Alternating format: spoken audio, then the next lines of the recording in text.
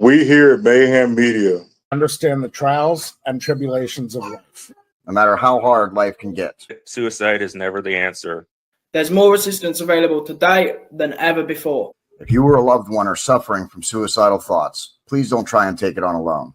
Call or text 988 if you live in the U.S. Or if you're in Great Britain, call 116123 or text 85258. The world is a better place with you in it.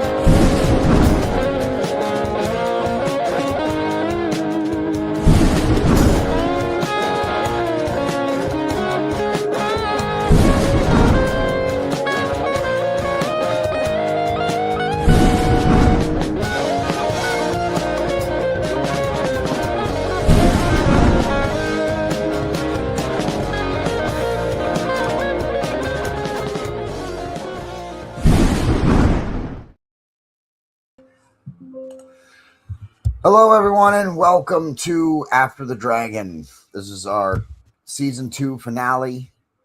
We actually didn't do an episode last week, so we're going to talk a little bit about episode 7 as well as episode 8 in this episode that we're shooting now. I just said that word way too many times. Jedi Theorist is back joining me,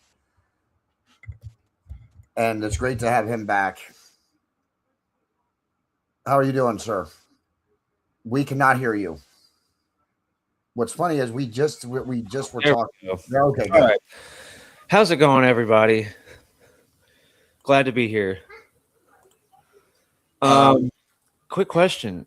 Yeah. Isn't it season 3? So it is. It's season 3 finale. That just shows you what kind of day I've had. Hey, man. It's all right. I actually can't change it on anything. So it's going to be called the season 2 finale. Unfortunately, I'll be reposting it, though, because obviously people know on live episodes, Facebook takes them down. So this is the season 3 finale. Thank you, Jedi Theorist, for informing me of that, because I definitely forgot where we were in it. So, and it's sitting right in front of me. I still have it up on the screen right now. So that's what's... All right, so the end of season 3, we're definitely inside the Dance of the Dragons. Things are heating up. Where do you want to start? I mean, we got everything from Rhaenyra, from Aegon finding Sunfire, which happened in episode 7. The Lannisters still being alive. Rhaenyra claiming that she is the prince that was promised. Yep. Ulf going rogue. Yeah. Hugh losing the rest of his family. There's so much happened in the season, in the last 2 episodes of the season. Where do you want to start? I was literally about to say, like, I was rewatching it, and I was just in absolute awe again. I'm just like, where do we start? Like, Daemon loses a sword fight. I mean, he's alive, he survives it, but he loses a sword fight. Like what? What's his name? What is happening? I call him Chibs. I can't think of his name. Oh man, I love that you call him Chibs. We're gonna do some. I've done some Sons of Anarchy episodes. We might do some more though if you're a Sons of Anarchy fan. But oh man, I was like, oh my goodness, Chibs loses his arm, bro. And then but I will say he definitely, absolutely, 100% got the last laugh. Yes. Oh yeah. He gave he gave Lord Ormond a proper, we're going to not say the other word, but a proper what he said. What he said, because we've actually been trying to keep it. We're trying to keep our content a little bit more on the PG side. We've actually had some people reach out to us saying that they watch some of the episodes that we do with their kids. So we're going to try and cut back on some of the use of bad language and stuff for that way. So that way children can tune into episodes if they want, or at least younger kids, at least not like, children, but at least, Right. kids who shouldn't be hearing what we Right. say. But yeah, so yeah, he got Yeah. he got it bad. And hold on, I was gonna look up the guy's name, but Chibs, go watch Sons of Anarchy. Anybody who doesn't know what we're talking about. But he loses the arm in the fight, but still wins it. And of course, all the Northerners said they came to die for the Dragon Queen. So they weren't. None of them were planning. Yeah, I just thought it was funny. Go ahead. Yeah, I just thought it was funny whenever they were out actually planning on how to take this over, and then he was like, "Okay, open gate first, then die. All right, let's go." I was like, yeah, okay, open gate first, then we can die. Gotcha. Yeah, that was a good part. I did like that. That I liked. Sir Roderick Dustin is the House of the Dragon character that Tommy Flanagan plays, who is also from Sons of Anarchy. So Sir Roderick Dustin, yeah. And he got the end, and the Northerners, they were a temporary piece on the board. They were going to fight until they were gone. And in order to take Tumbleton, what I find it's almost, I mean, of course, it's good that Daemon wasn't the one that burned the city, right? Right. And I'm going to shift to Ulf the White going rogue now. But Daemon didn't want Rhaenyra, Daemon, they don't want to burn cities with their dragons. They lost a lot of their men. That was not a victory. Even though the Hightowers lost Tumbleton, it was not a victory for the other side. Okay. Yeah. Ulf made sure that it was not a victory for either side, firebombing with his dragon both sides of the battlefield and just basically going straight rogue, not even just like a traitor, just going rogue against everybody. Well, I think it's because he has that little bit of status now, and he obviously has a major dragon, and I just feel like he's just tired of being everybody's punching bag. I think he's going to go off and be his own thing and go out and pillage and plunder for his own gain. Maybe. I can see him taking over a small town or something with his dragon and being, named the lord of whatever small village or town that he goes to. I could absolutely see that happening. Either way, he's going to be running for his life. It'll only be a temporary stop because they'll be hunting him for sure. For sure, they'll be hunting. Especially Daemon. Yeah, Daemon.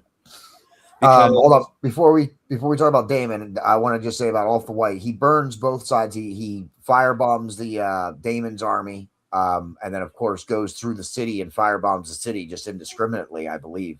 Right. But Hugh, before we move on, Hugh ends up there. He goes inside. He's looking for his wife.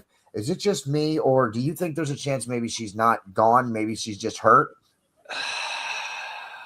I mean, I get the way he cried out and stuff, but if she's really gone, then I would like to call foul on the producers and the director of this episode. She was not there. I agree. Bleeding. She's not bleeding.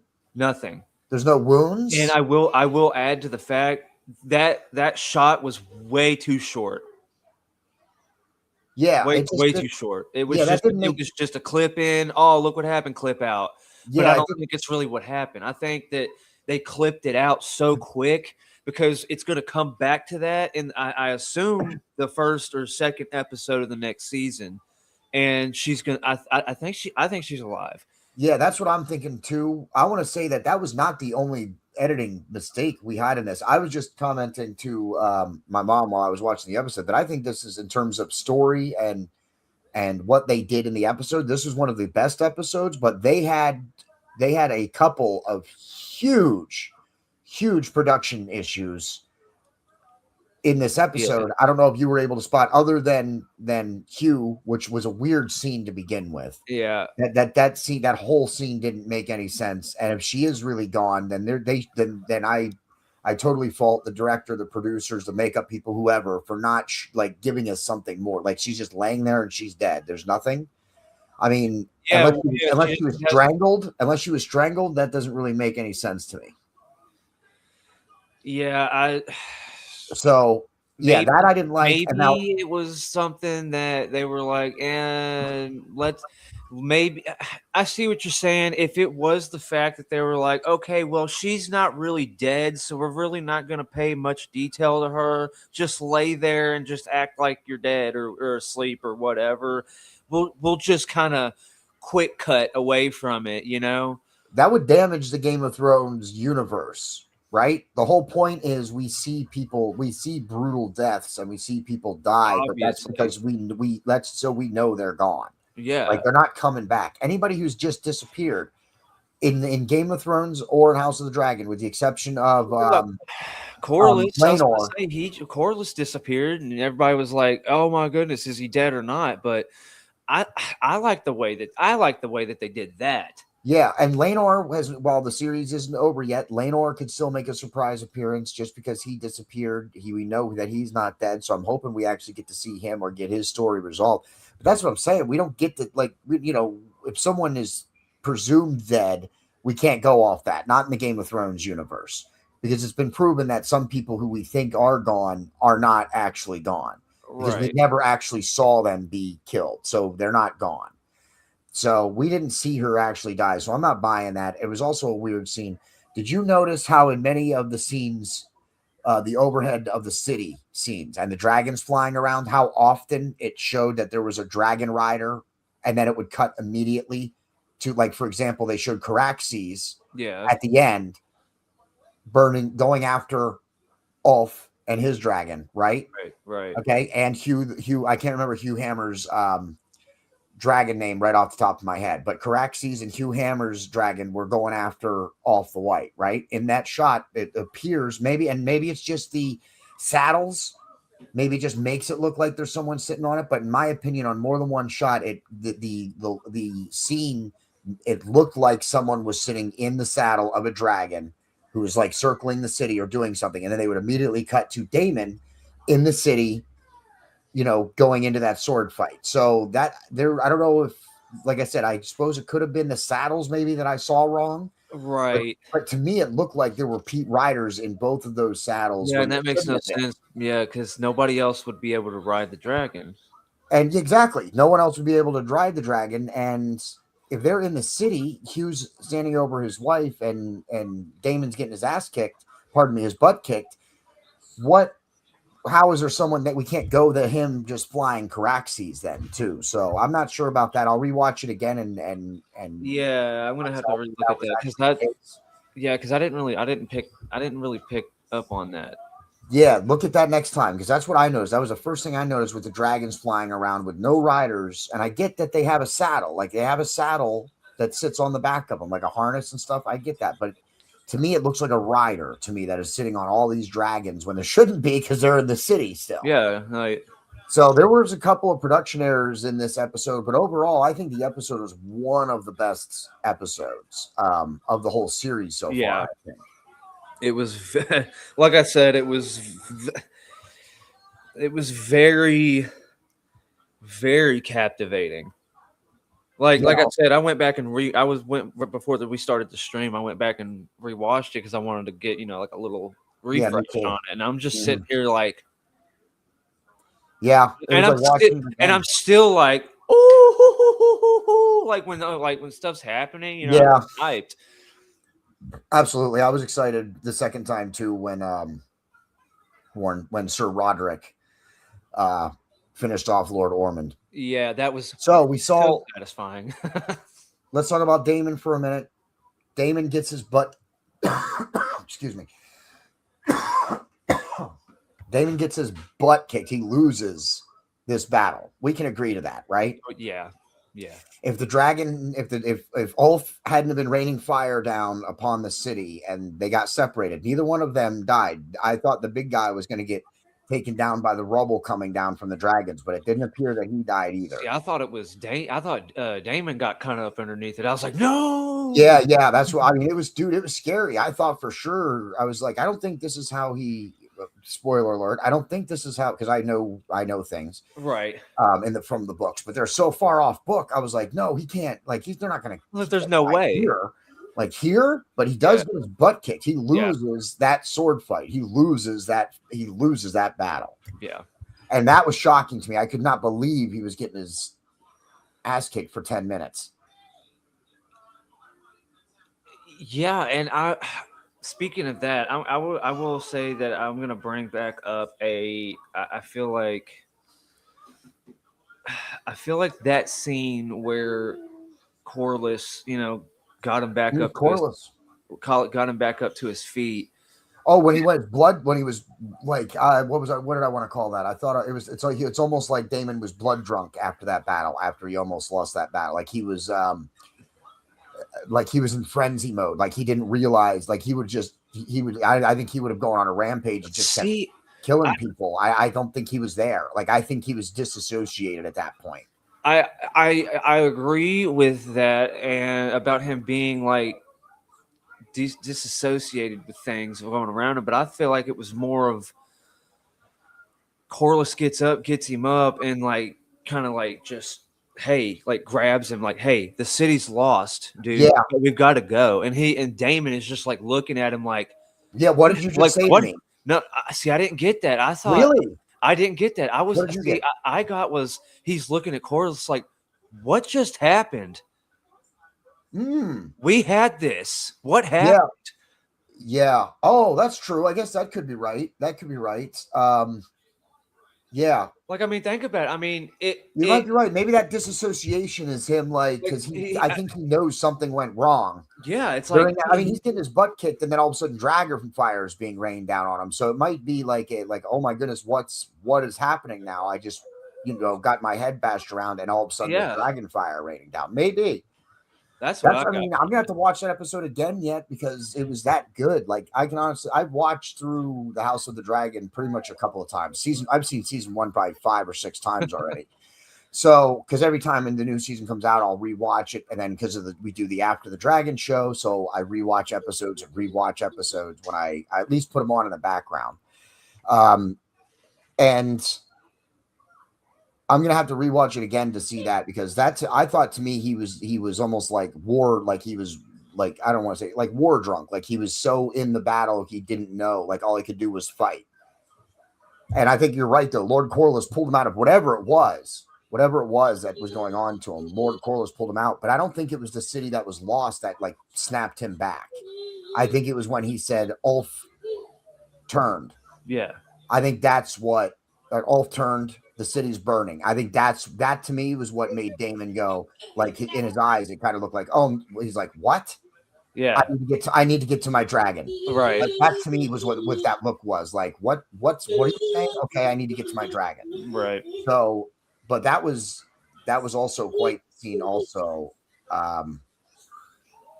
you almost go back. Do you think maybe Damon should have accepted the peace terms? But Rhaenyra would have never accepted him, right? Even Damon would have been smart enough and savvy enough to accept that. He also knew Rhaenyra was never going to accept that, right? No, because so if we're speaking Rhaenyra, I just think that she's in. I think she's 100% not on the fence no more. I think she's in the seat. I'm queen. This is how it's going to be. She's in this deep already. So I mean, even if she wanted to be like, oh my goodness, I've got maybe there's another path. There's not. She's too far into it. There's so much that's already happened that can't be taken back, that can't be walked back, nothing. And I also think that she knows that.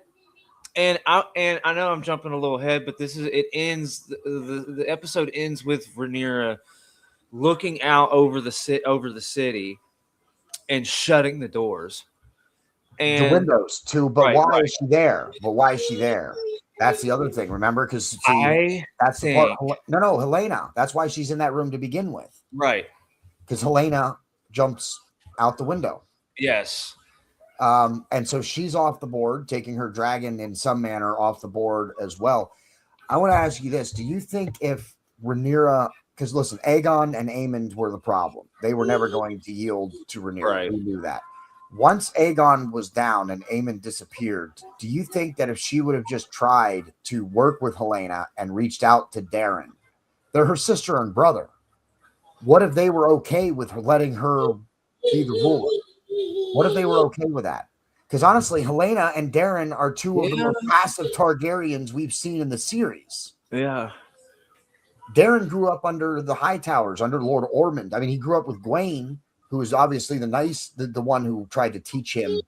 You know, Ormond was obviously a firm hand, in dealing with Darren. But Darren seems to me, he's got a little bit of he wants to be brave, but I don't know that he is. So without, like, that's what I'm saying. Like, do you think if after Aegon fell and Aemond disappeared, do you think if she would have tried to sue for peace and got Darren and Helaena on her side with Alicent, that it would have worked out? Because I don't think maybe I don't think Helaena or Darren would have challenged or tried to challenge for the crown. I think they would have been content being a princess and prince. I don't think that they would have. I think they would have helped her. I think she could have made allies out of them.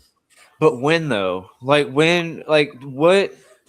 Where in the timeline of this season do you think it would have been in an appropriate time to do that? Because I think definitely not Aemond now. disappears. Listen, they had when they had Tumbleton, we had an episode or two of Tumbleton being under rule of the Hightowers. So she could have sent ravens out and demanded an audience with Darren, and tried that way. I mean, they have more dragons. Darren's dragon's a little, just a little wormling yet. I mean, he can fly. He's a bigger dragon, but not like in terms of the other dragons that are on the board. Darren's dragon is nowhere close. So, that's what I'm saying. I think she could have had Helaena and Darren as allies instead of as adversaries. Aegon and Aemond were really her only adversaries. Once they were gone, I think she could have gotten the other two on her side. Helaena didn't even want any part of it. She wanted to just go be free and have a farm. That's what I'm saying. Helaena didn't. What? Helena's not going to challenge you, and she's also not going to be manipulated. Rhaenyra, in my opinion, especially through this season, has made every mistake she can. Murphy's Law is in effect for Rhaenyra, but I think it's her own arrogance that's making her do it. She lost Lord Corlys because she wouldn't legitimize his sons. Yes, he got captured, which was his own dumb mistake, but he wasn't going to stay and serve her after she dissed him. Right. Yeah. You know what I mean? And even not Lena, the other girl, the one that's the actual dragon rider, she calls Rhaenyra out on it in episode 8. Do you remember that? Yeah. Almost similar to what Lord Corlys did. I got Lord Corlys and Rhaenyra conversation vibes when Lena did that. I thought, I was like, holy cow, she's having the same conversation with her that she had with Lord Corlys. Basically. And I think they're right. She wants people's support, but she doesn't want to reward that support. I can see that. Yeah. You remember, I don't know if you remember, but through season 2, I was on House Black. I've been on Team Black through most of this series. And towards the end of season 3 is the only time. That's the first time when I've been like, you know what? I don't think I like either of them now. I think after episode 8 with Rhaenyra, the conversation she had with Lord Corlys earlier in the season, the conversation she had in episode 8 with Lena, the conversation, the whole she is the prince that was promised. Yeah. I mean, dude, she is so hungry to be legitimized and recognized by the people that she's not even realizing that when you're the ruler, you just rule. Any ruler is going to be hated by the people. Yeah. You're not ever going to be liked by everyone. Do you think Aegon the Conqueror, after he brought all 6 kings, that there weren't plots and things afoot? Yeah. Like, to think that is just is ignorance.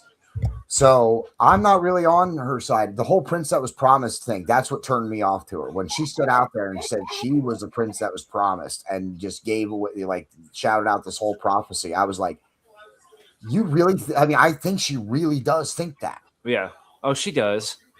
And I can't, and also, I don't know if this is, I didn't get a chance to look up how close that part is to the books and stuff, but I do know that we are so far enough off the books at this point that it doesn't even matter. And that's the other problem that I have with the producers and what they're doing with the show. It's like they're giving us another Daenerys. I don't want to see another Daenerys. I wasn't a fan of Daenerys once I foresaw Daenerys becoming a mad woman seasons before anybody else did, and people still refuse to see it. I saw it seasons before other people did. It's just, they're doing the same thing with Rhaenyra, and I don't like it. Why do we want the same story? Give us something different. Give us what's in the books, because I'm not happy with anything right now. He's like, this ain't it. Yeah, no, this isn't it at all. It's not what I wanted to see. I think although the only thing that I think they're doing good is that they're showing the complete demise of House Targaryen, which is what ends up happening from the dragons. So, but yeah, there's also some I was looking at the family trees. There's also some family tree discrepancies that we'll have to resolve before the end of season 4 as well, in terms of who takes over after the Dance of the Dragons is over. I'm waiting. I want to see how. I want to see how the downfall. I mean, I know it's like playing out, but I just can't wait to get to the end of it, of how it's all going to be the downfall of the House Targaryen, you know. Well, now that this season's over, Pierce, you definitely should go watch the first season of A Night of the Seven Kingdoms. We'll do just a solo episode on that whole season, because that takes place between what we're watching on House of the Dragon and Game of Thrones.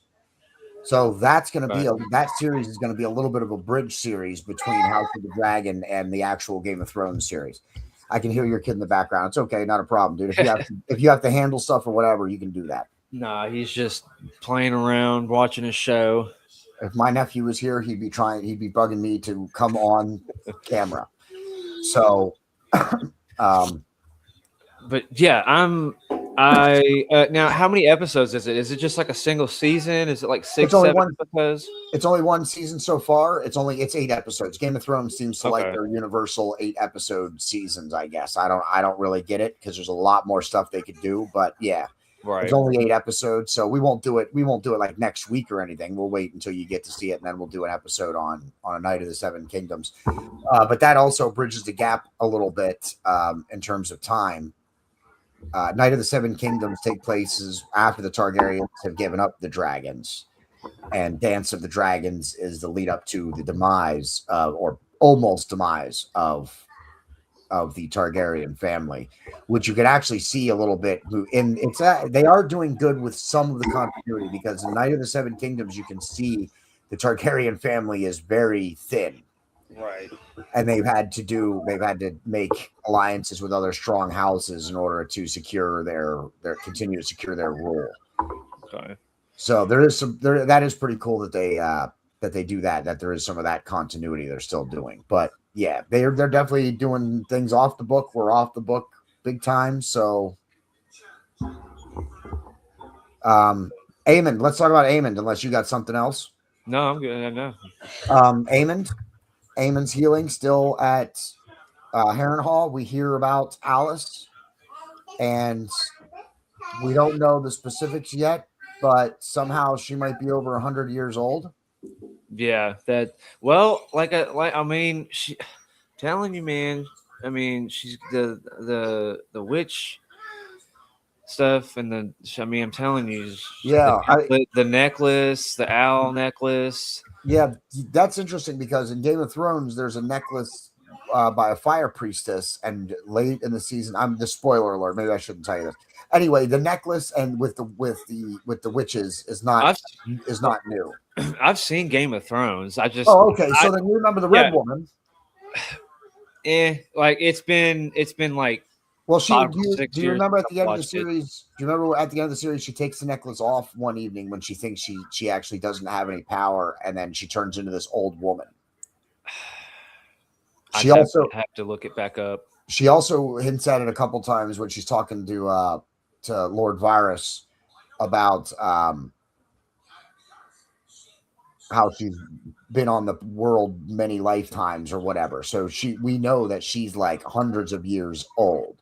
So we know that there's some kind of magic or something in the universe that can, prevent you from aging or whatever, or at least in a sense.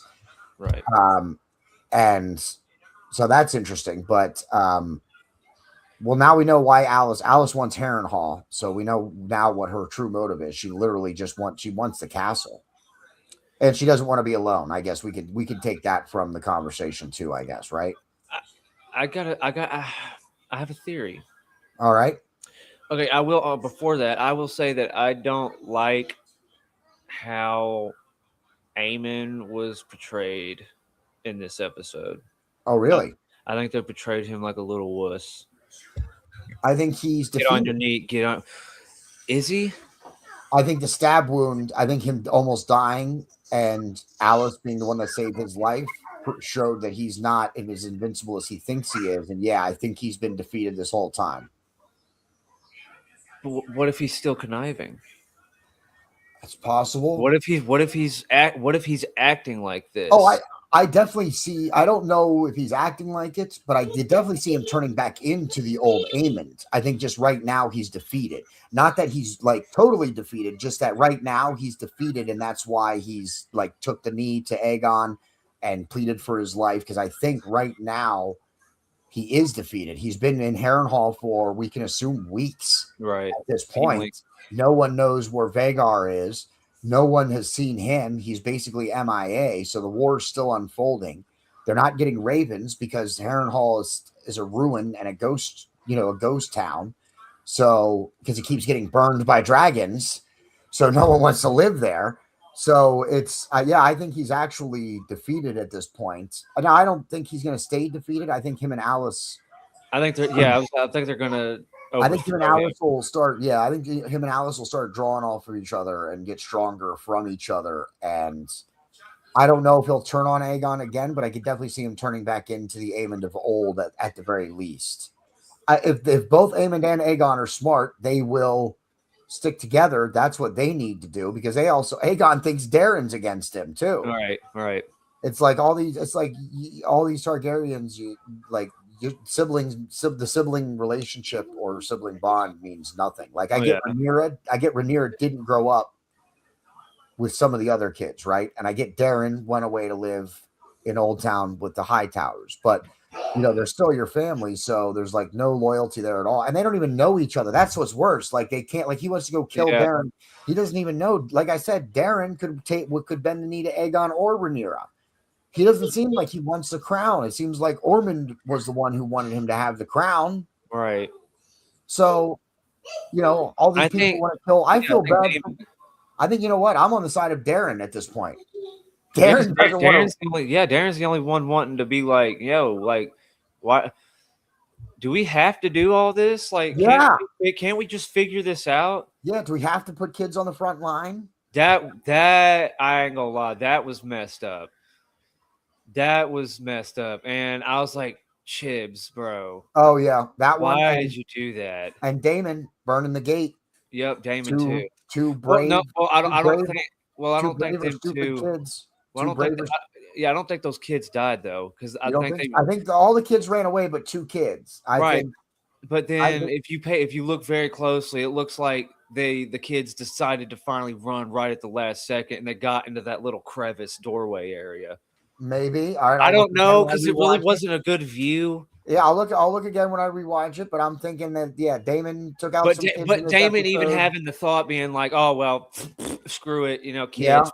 Yeah. I was like, man, guys, come on, bro. Are we really to the point where we don't care that we're just going to slaughter kids? Lord Roderick, yeah, that was hardcore by Roderick. Like Daemon, I get it. He told them to move. Yeah. He gave them every opportunity to run away. If they didn't, he was still going through the gate. He wasn't going to stop for those kids. Daemon's not like that. Hold on a second. When they sent the kids out of the gate, I was relieved when Daemon told them to run away and to clear out. I thought he was just going to go. Yeah. I thought he was just going to say Dracarys. cracked Eh, me. eh. Yeah. I thought he was going to be like, well, I don't care. Dracarys. Yeah. Just burn away. So I was relieved when he at least said, See, you that gotta was- move. You got to get out of the way. Move. Yeah, that was the complete opposite. And like, I thought Chips was, him being a little older, and and him just it was one kid hitting him in the leg with a stick, bro. I know. Yeah, that was a He's- little. I was like, That was hardcore. I was like, Chips. That was hardcore. I'm not gonna lie, that was hardcore. Especially because like the kid didn't like if he'd have tried to stab him Yeah, that's or, something different. or something. a But yeah, he stick. basically hit him in the leg with a stick, and then he went. I was like, But, like- whoa, ay, dang, yo, But you Lord did see Roderick. he did kind of pause for a second and was like, really, like why? Yeah, true. And he was enraged, he was on a warpath, but for that split second I also think like he was like, bro, really, like come on. But at the same time he did it because I feel like he also knew if somebody else gets his hands on him, they're probably going to do worse than what he did. Maybe. I mean, what he did was instant. And he did attack him. He could have been thinking, well, this time it was a stick. What if next time it's a sword Right. or a knife? That's I mean, like you said, he was when you're in the rage of battle.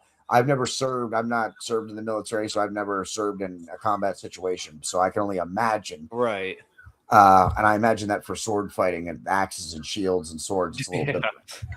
So, but yeah, that was a little hardcore too. Yes, not gonna lie, that was definitely it was so weird to see that scene and then to see what he did to Lord Ormond Hightower. Yeah. Was like such a really, dude, Roderick, come on, man, and you're like, yes, Roderick, Yeah, it's like yeah. It was very satisfying.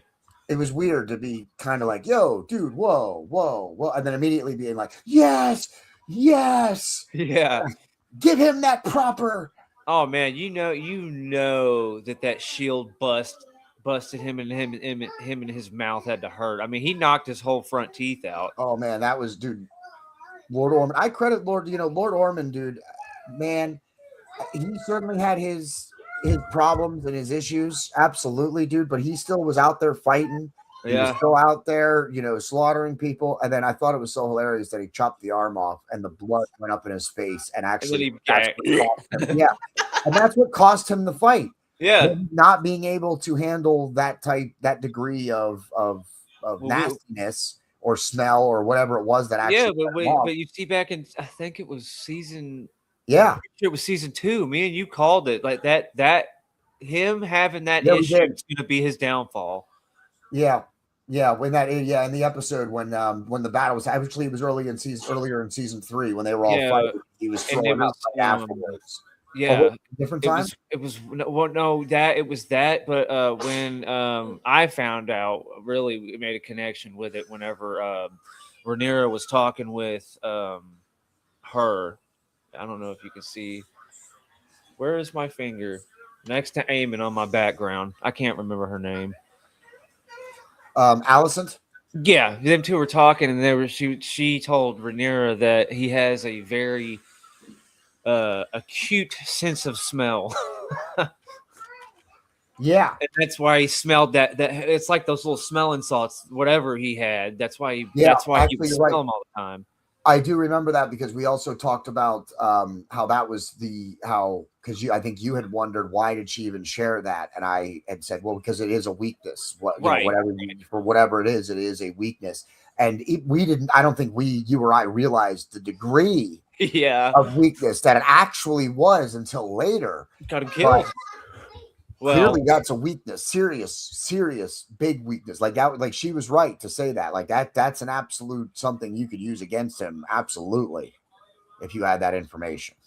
I like how they kept the continuity with that when they decided to end him, Yeah, because it was like, why even mention it if you wasn't gonna see? That's what my thought was the whole time. I was just like, that's why I brought it up. I was just like, well, why even mention it if you're not gonna have him go out like that in some sort of fashion?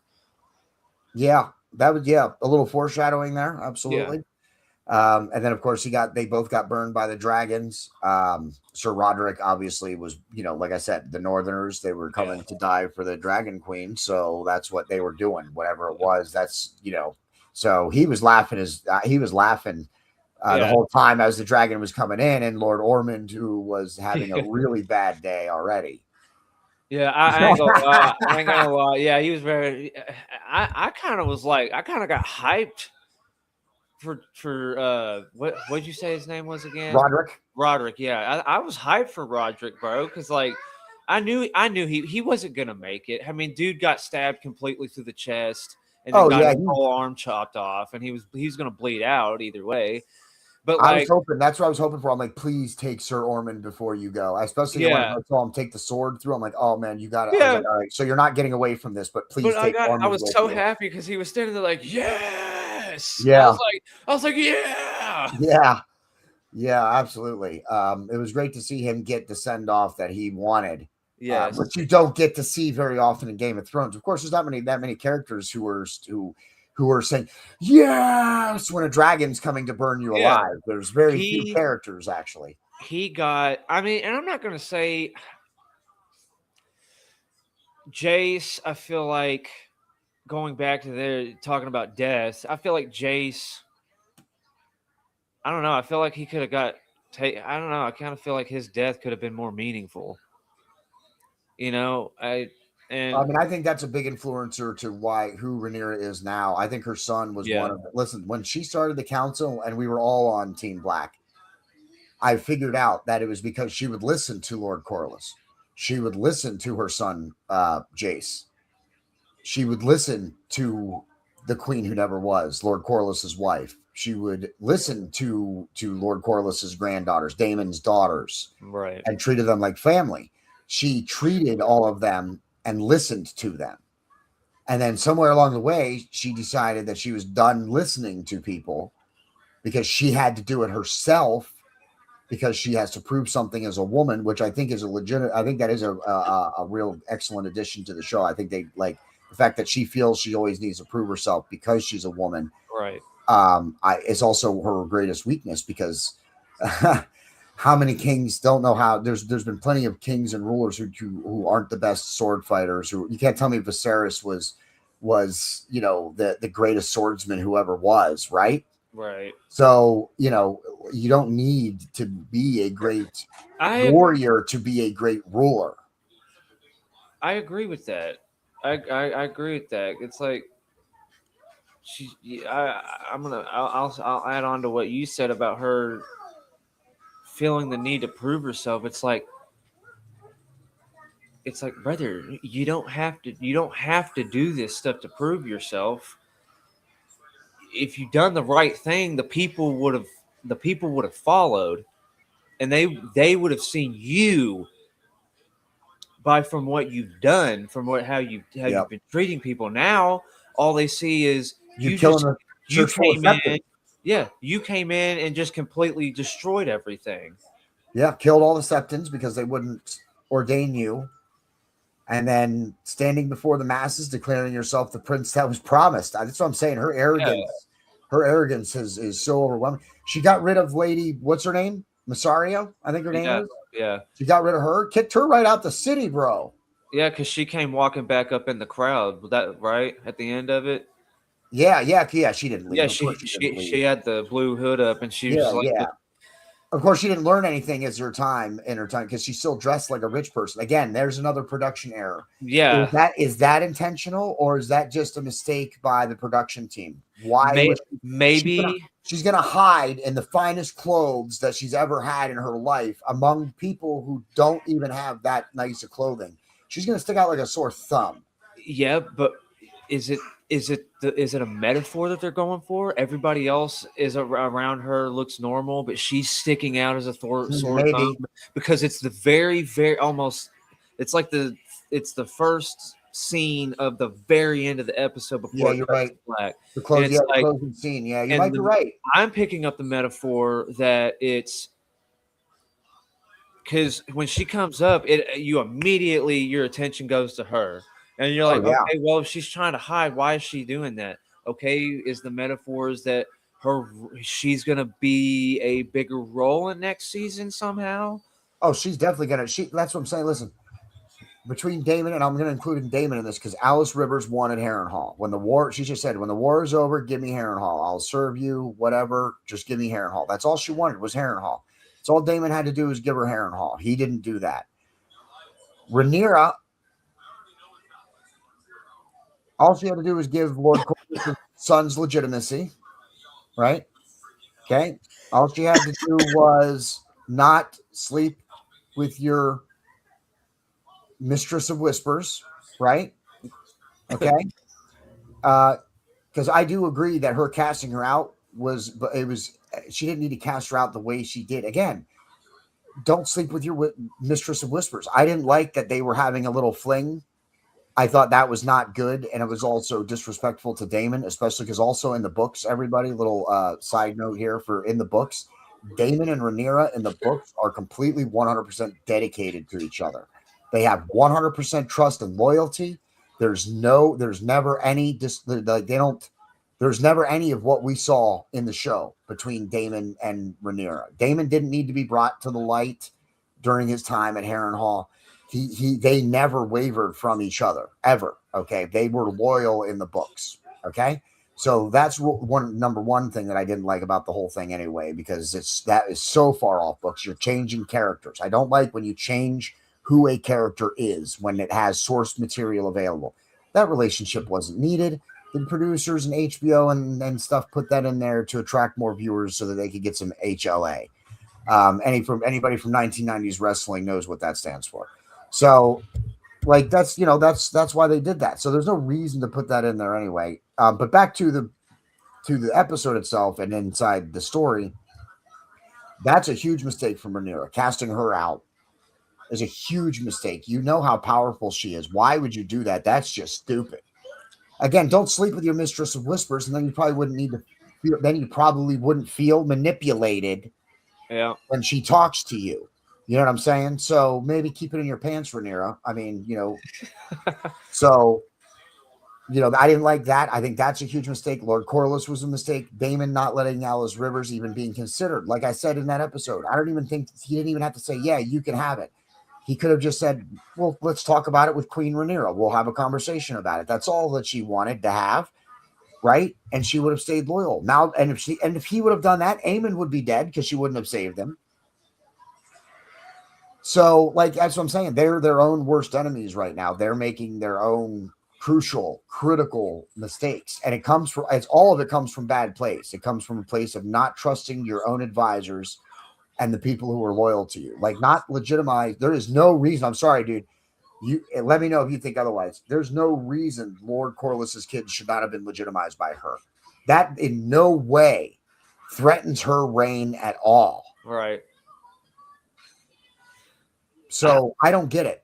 I want to bring something else up. Did you notice Corlys' son's face whenever he killed the priest? Yes. Oh yeah, he definitely thought about it twice. But then afterwards, he had the same look on his face when he met the Valyrian men who rode up on the shore. Did you see that? He had the same face. He was already replacing his dad. Right. He was already stepping up and saying, now whether or not, I don't know that he's like not worried about his dad. I'm not saying that. But I think in that act, he found this hardness that I don't know where what you were going to say about it, but I don't know if it's going to be good for him or not.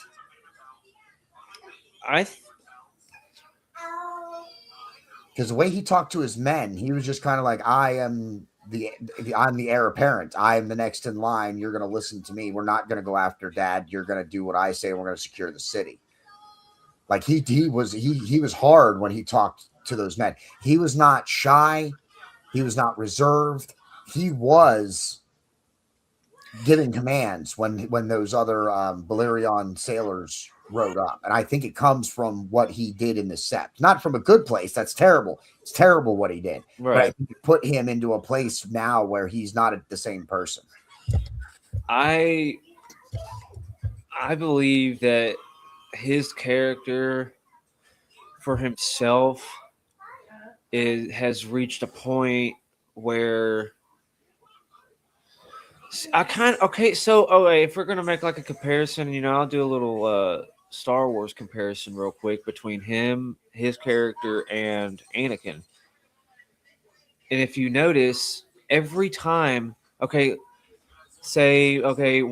a good scene when Anakin takes out Dooku, and he's sitting there when he does it, and before he does it, if you pay attention to his face, he's constantly questioning himself.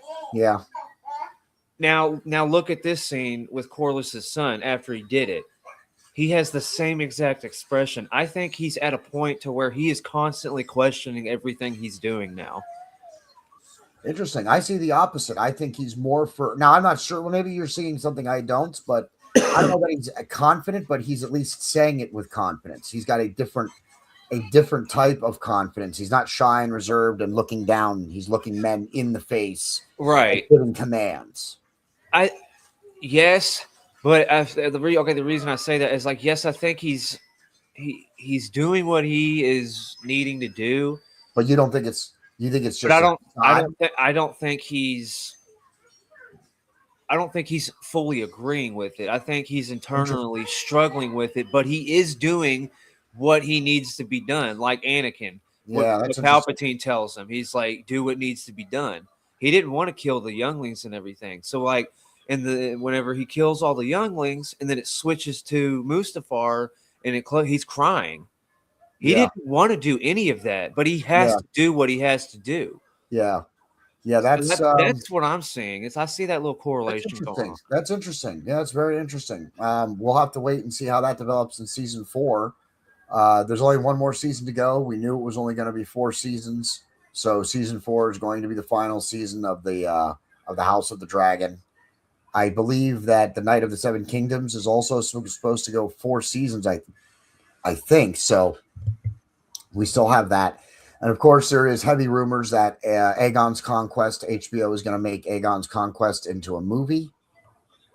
I don't know how I feel about that. I think you should just stop doing these short little seasons and give us a real series for a change. And I think Aegon's Conquest would be a perfect one to do that with. Get off this Game of Thrones House of the Dragon 8 episodes a season.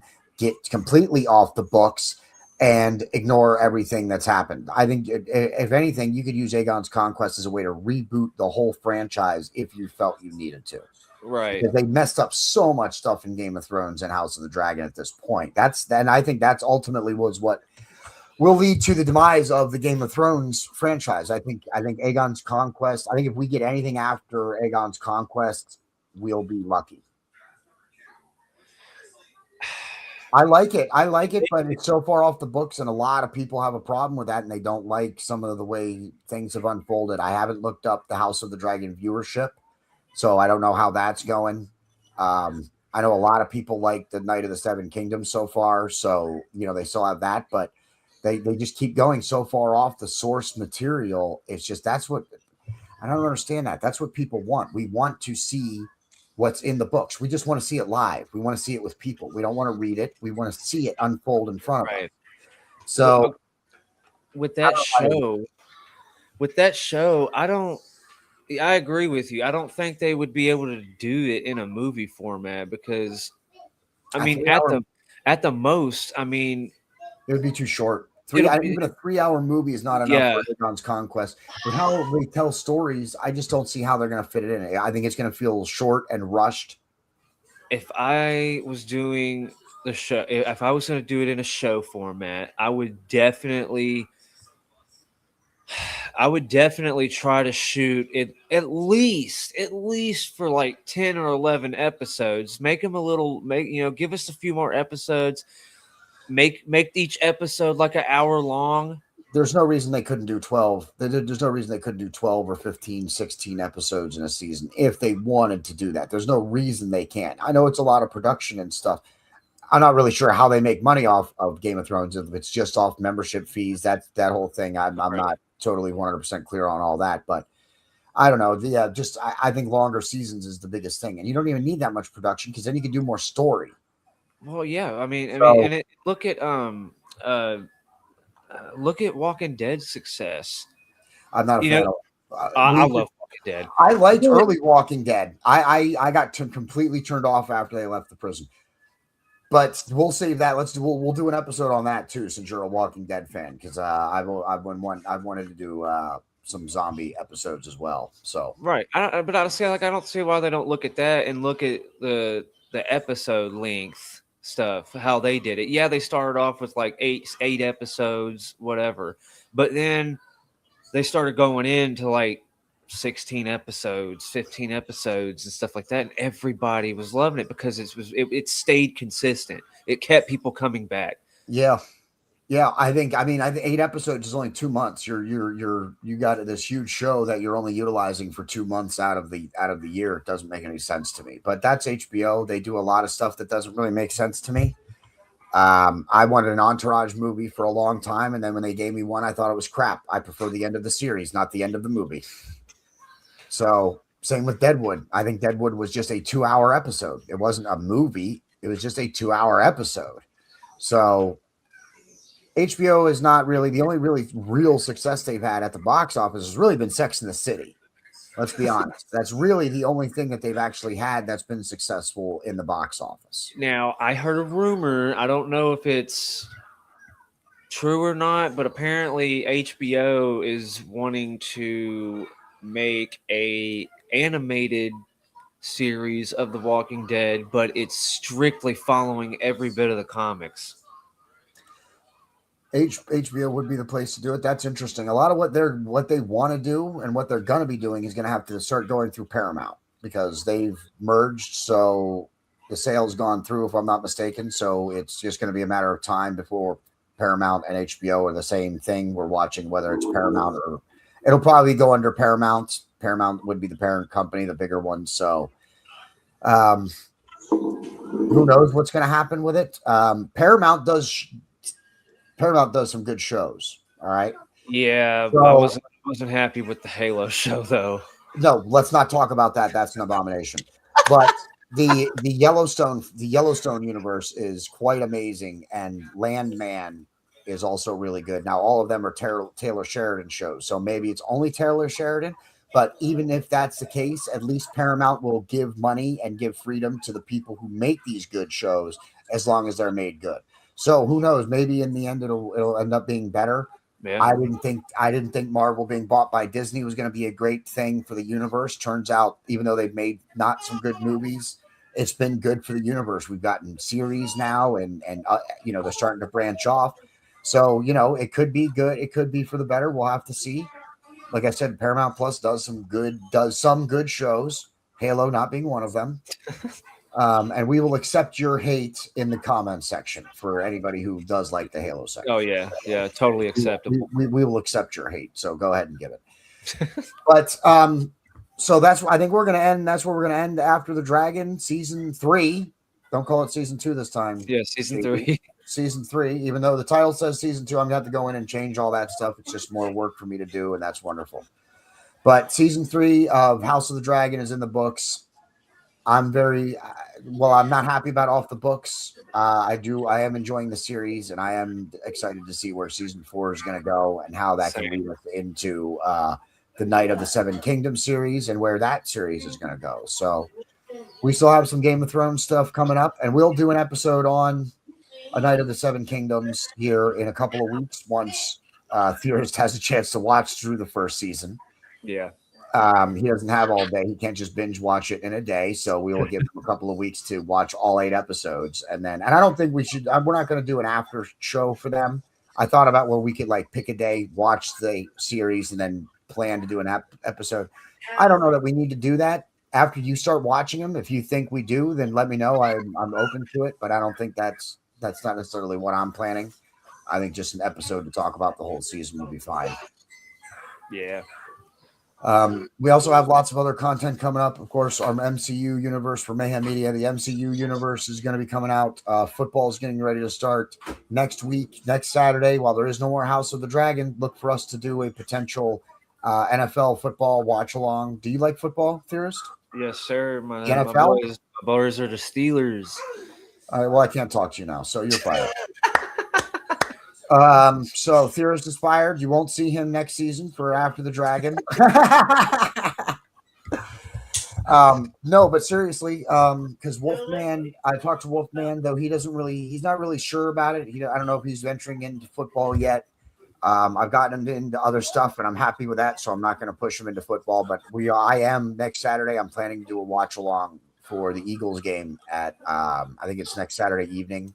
So I'll hit you up and let you know, keep you posted on that if you'd like to join me. Yeah, So sure. we got NFL. I'm going to be doing lots of watch alongs. If you join anything for Mayhem Media, if you join us for a watch along, what I recommend is you tune in us if you're not watching it. If you're watching the game on television, then you got one of two options: either to watch the game or hit the mute button and then use our commentary as the watch along. But the problem with that is not everything is going to line up. So what I encourage everybody to do for our watch alongs is if you are not able to watch it on TV, tune into us and treat it like a radio broadcast. That's what I tell everybody for our watch alongs. That is what makes the most sense. If you're able to sit and watch the game, sit and watch it. If you like our commentary better, then try. You can tune into us, but it's going to be you're not going to just get it all to line up. That's what we found has been the biggest problems is getting what we're calling and the action to line up, right, for everybody, because everybody's always a couple of seconds behind. No one's ever seeing it all at the same exact time. So the only way to treat it, I think, is as a radio broadcast. So if you can't tune in next week, or if you just want to tune in to hear us talk, do that. We appreciate any listeners. We want to do more football content this year. And of course, October is going to be coming up in about 45 days or so. And you guys all our viewers know that we do a whole month-long thing for Halloween. So we got a whole fall, and we're already planning into the winter. And next week also, is it next week? I have to bring my calendar up. Stay tuned, but we have some independent wrestlers coming up in the next 2 weeks. In the next 2 weeks, Brock's Boulder and Titan Troy are going to be coming back. Grappling Inc. I believe is their tag team name. Sorry about that, guys. But they're going to be coming on another episode, so we have a whole bunch of content going, and now we're already planning into the winter. So stay tuned to Mayhem Media. We got a whole lot of stuff to go. Tune into Jedi Theorist. He's starting to get into his content and start building his channels and stuff up. So make sure you go check him out. It's not in the description of this video at the time that we're shooting this, but I will get his information together and then put it in the description so that way you can find him as well. Just search him on YouTube. YouTube, right? Or where else are you? Right now, it's just YouTube. So right now, just YouTube. Search Jedi Theorist. You can find him and make sure you tell him that Mayhem Media sent you. Visit the storefront, bonfire.com/store/Mayhem Media Shop.